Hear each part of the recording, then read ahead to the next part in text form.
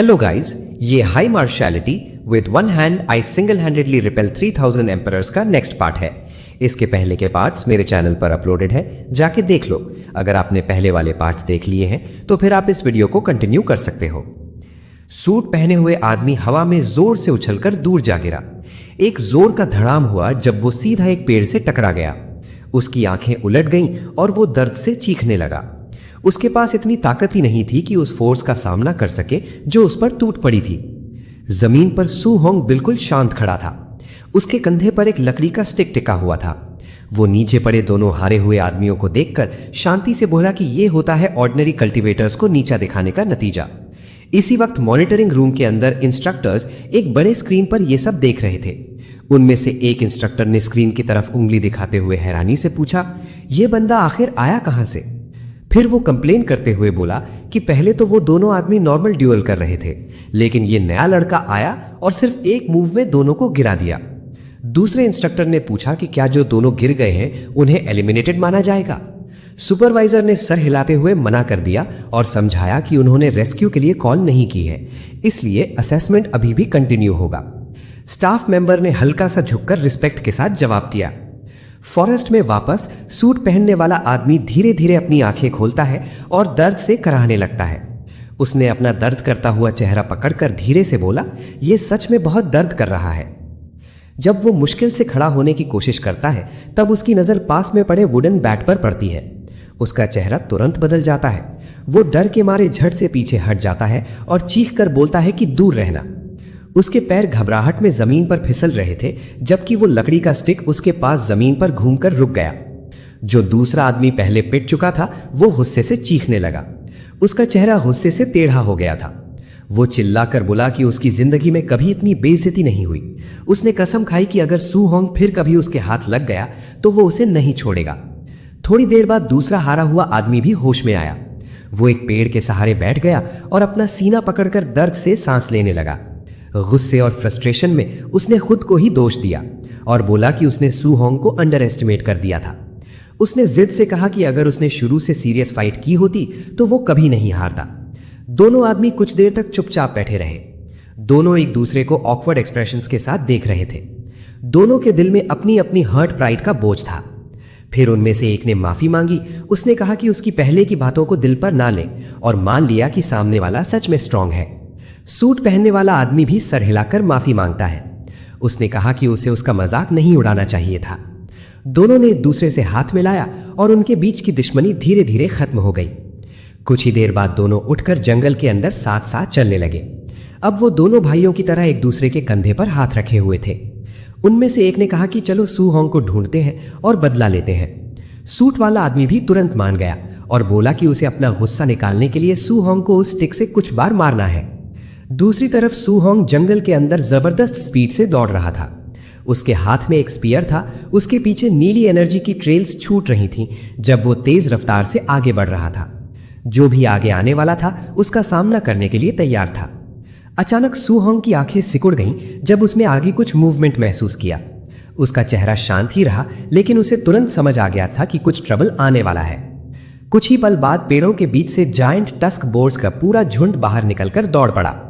उनकी लाल चमकती आंखें गुस्से से जल रही थीं और जब वो दौड़ते हुए आगे बढ़े तो जमीन तक हिल गई। उन्हें देखकर सू होंग की आंखें तेज हो गईं। उनमें एक सुनहरी चमक दिखने लगी जब उसका फोकस और तेज हो गया। अगला ही पल था कि उसके आसपास गोल्डन लाइटनिंग फूट पड़ी। उसका स्पीयर एक बड़े आर्क में घूमा और चमकती हुई बिजली की लाइंस सीधा चार्जिंग बोर्ड्स को काट गईं। पूरा एरिया चमक उठा जब उसका अटैक उन पर सीधा लगा। सू होंग तेज रफ्तार से उनके बीच से गुजरा। उसके हाथ के आसपास गोल्डन लाइट लपेट खा रही थी जब उसने स्पीयर घुमाया। उसके अटैक की फोर्स ने जायंट टस्क बोर्ड्स को जोर से टकराकर जमीन पर गिरा दिया। जंगल में धूल और शॉक वेव्स फैल गईं। फाइट खत्म होने के बाद सू होंग शांत खड़ा था। उसके आसपास गिराए हुए बीस्ट्स पड़े थे।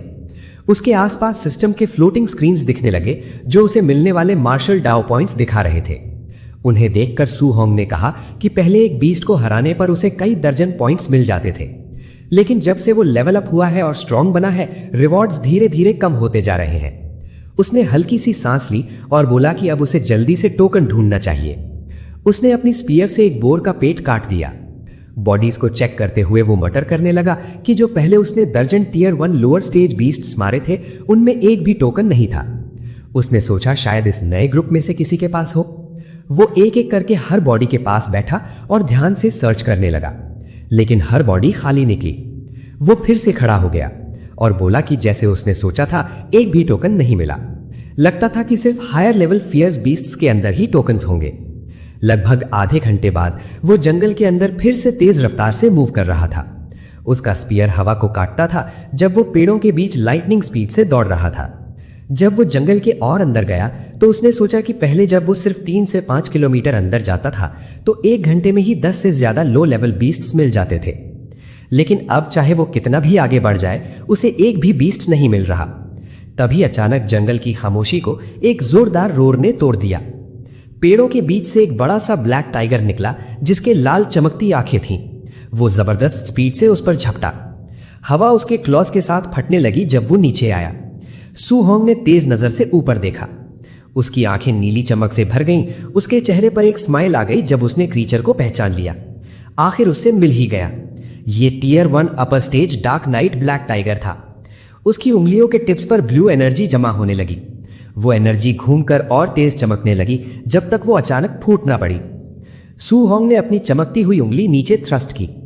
एक तीखी ब्लू बीम सीधा उसके अंदर घुस गई और उसके नीचे की जमीन तक फाड़ दी। डार्क नाइट टाइगर दर्द से गरजा और उसका मुंह खुल गया और उसके मुंह से खून छिड़क गया। टाइगर जोर से जमीन पर गिरा और उसके भारी जिस्म के नीचे की जमीन तक फट गई। धूल उसके आसपास फैल गई जब वो दर्द से तड़प रहा था, लेकिन सू होंग ने अपनी स्पीड बिल्कुल कम नहीं की। उसने अपना स्पीयर मजबूती से पकड़ा और बिजली की तरह आगे लपका। उसका जिस्म हवा में घूमा और स्पीयर का टिप तेज रोशनी से चमकने लगा जब वो उसे नीचे लाने वाला था। सू होंग ने अपना स्पीयर जोर से घुमाकर टाइगर के सर पर सीधा वार किया। उस पल ब्लू एनर्जी जोर से फूट पड़ी और जमीन दोबारा हिल उठी। बीस्ट ने एक आखिरी बार जोर से दहाड़ा, फिर उसकी ताकत धीरे धीरे खत्म हो गई। तुरंत सू होंग के पास एक सिस्टम स्क्रीन अपीयर हुई जिसमें दिखाया गया कि उसे 35 मार्शल डाउ पॉइंट्स मिले हैं। सू होंग ने नीचे पड़े हुए टाइगर को देखा और शांति से बोला कि उसकी करंट स्ट्रेंथ के साथ tier 1 upper stage fierce beast को मारना सांस लेने जितना आसान है। वो उस बड़े कॉप्स के पास बैठा और सर्च करना शुरू किया। उसने कहा कि उसे उम्मीद है कि इस हाई टीयर ब्लैक टाइगर के अंदर टोकन जरूर होगा। जब उसने टाइगर का पेट काटा तो वो एक पल के लिए रुक गया। फिर उसने अंदर हाथ डालकर एक खून से भरा हुआ टोकन बाहर निकाला। वो हल्का सा हंस पड़ा और बोला कि जैसे उसने सोचा था टोकन सच में अपर टीयर बीस्ट के स्टमक के अंदर ही था। टोकन हाथ में पकड़कर उसने अपने माथे का पसीना पोंछा। सिर्फ एक टोकन ढूंढने में उसे लगभग 3 घंटे लग गए थे। हाथ में टोकन देखते हुए सू होंग ने उन बीस्ट्स के बारे में सोचा जिनके साथ वो टकरा चुका था। टीयर 1 लोअर स्टेज बोर्स तो हर जगह दिख जाते थे, लेकिन अपर स्टेज ब्लैक टाइगर सिर्फ आधे घंटे में एक बार ही मिलता था। जब वो आगे चल रहा था तब उसे एक बात समझ आई। जितना वो माउंटेन रेंज के अंदर जाता जा रहा था, बीस्ट्स उतने ही स्ट्रांग होते जा रहे थे, लेकिन उनकी संख्या कम होती जा रही थी। उसने अपने पैरों के पास पड़े ब्लैक टाइगर के कॉप्स को देखा। Tier 1 upper stage black tiger ज्यादा मार्शल डाउ पॉइंट्स देता था, लेकिन अगर 30 मिनट में सिर्फ एक ही मिले तो ये काफी इनएफिशिएंट था। अगर वो माउंटेन के आउटर एजेस पर लो लेवल बीस्ट्स को हंट करे तो शायद उसे ओवरऑल ज्यादा मार्शल डाउ पॉइंट्स मिल सकते थे। उसने टोकन को मजबूती से पकड़ा और खुद से मुस्कुराया। क्वालिटी के पीछे भागने के बजाय उसने डिसाइड किया कि क्वांटिटी से ही पॉइंट्स कमा लेगा। उसने अपना सर उठाया और आगे बढ़ने लगा। असेसमेंट खत्म होने में अभी 5 घंटे बाकी थे। उसे इतने मार्शल डाउ पॉइंट्स इकट्ठा करने थे कि वो अपने मॉर्टल बॉडी प्रोग्रेस को मैक्स कर सके। जब वो जंगल के और अंदर गया तो एनवायरनमेंट बदलने लगा। धूप धीरे धीरे कम हो गई और जंगल गहरी शैडो से भर गया। आगे एक खून से भरा हुआ क्लियरिंग दिखाई दिया। डियर के जिस्म टुकड़े टुकड़े हो चुके थे और उनकी बॉडीज लाल खून के तालाबों में तैर रही थी। जमीन पर बोर्स के कॉप्सेस हर तरफ बिखरे पड़े थे। उनकी लाशें हर जगह ढेर बनाकर पड़ी थीं। ये सब सू होंग ने ही मारा था। तभी सू होंग ने एक और बोर को सिर्फ अपने बेयर हैंड से मार दिया। लेकिन अचानक एक बड़ा सा बैर, जिसके लाल चमकते हुए आंखें थीं, जोर से आगे झपटा और गरजते हुए अपने क्लॉज नीचे घुमा दिए। खून जमीन पर छिड़क गया जब सू होंग ने उस अचानक अटैक से बचने के लिए मूवमेंट की। वो बिजली की तरह साइड में घूम गया। अगला ही पल था कि आग सू होंग के फिस्ट के आसपास लपेट खा गई जब वो सीधा बैर की तरफ चार्ज कर गया। उसने कहा कि डजन्स टीयर 1 फियर्स बीस्ट्स को मारने के बाद आखिर उसे टीयर 1 मिडिल स्टेज बीस्ट मिला है। उसका फ्लेमिंग पंच आगे बढ़ा जैसे कोई जलता हुआ कैनन फायर हुआ हो। बैर सीधा हवा में उछल गया और जंगल के अंदर दूर तक उड़ता चला गया। उसके पीछे रोशनी का एक्सप्लोजन फूट पड़ा। बैर जोर से एक रॉक वॉल से टकरा गया और दर्द से दहाड़ने लगा। उसके मुंह से खून बह रहा था जब वो मुश्किल से अपना सर उठाना चाहता था। बैर की आंख के रिफ्लेक्शन में सू होंग दिख रहा था। वो पहले ही हवा में जंप कर चुका था और अगला अटैक प्रिपेयर कर चुका था। बैर की आंख डर से कांप उठी जब सू होंग उसके पास पहुंच गया।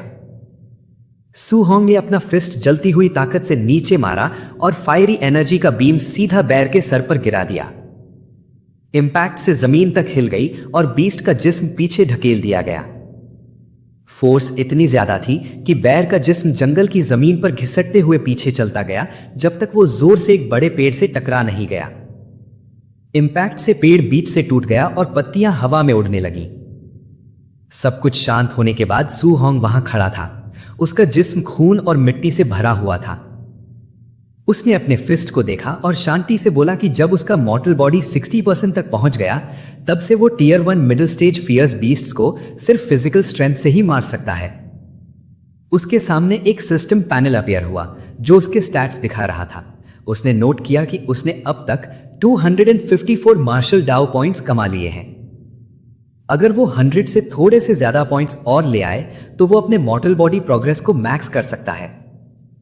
पैनल पर उसका नाम सू होंग लिखा था। उसके स्टैट्स दिख रहे थे। Blood energy 120, spirit 26.5, mortal body physique 64.6। उसके गाइडेंस आर्ट्स भी दिख रहे थे।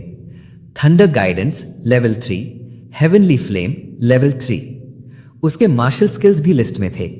Void piercing finger perfect state, red sea spear technique perfect state, thunder rush fist perfect state. नीचे उसके मार्शल डाउ पॉइंट्स का टोटल भी लिखा था 254।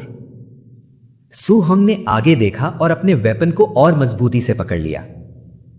उसने कहा कि अभी 3 घंटे से ज्यादा टाइम बाकी है और उसे किसी भी हाल में जितने मार्शल डाउ पॉइंट्स चाहिए वो सब इकट्ठा करने हैं। लेकिन उससे कुछ करने का मौका मिलता उससे पहले ही अचानक जंगल के ऊपर से एक बहुत जोरदार रोर गूंज उठा। सू होंग तुरंत रुक गया और ऊपर देखा जब वो आवाज जंगल के पेड़ों के बीच गूंज रही थी। उसके चेहरे पर पसीना आ गया और उसने पूछा, ये कैसी आवाज थी?